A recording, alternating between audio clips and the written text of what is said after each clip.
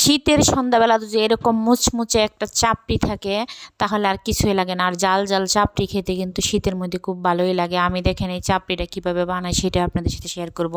আমি এখানে পেঁয়াজ, কাঁচামরিচ, ধনেপাতা কুচিয়ে নিয়ে নিলাম, তারপরে দিয়ে দিলাম আটা, যে আটা দিয়ে আমরা রুটি খাই, আটা দিয়ে তারপরে স্বাদ মতো লবণ, আর দিয়ে দিলাম একটুখানি সরিষার তেল।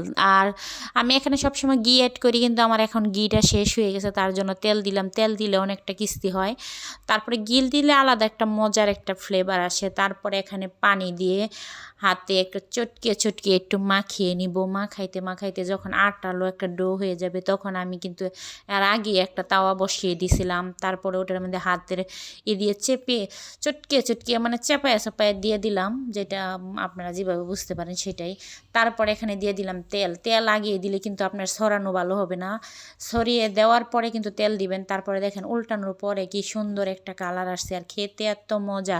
একবার হলো বানিয়ে খেয়ে দেখবেন। আর প্লিজ যদি আমার ভিডিও দেখে ভালো লাগে, প্লিজ লাইক কমেন্ট করে পাশে থাকবেন প্লিজ।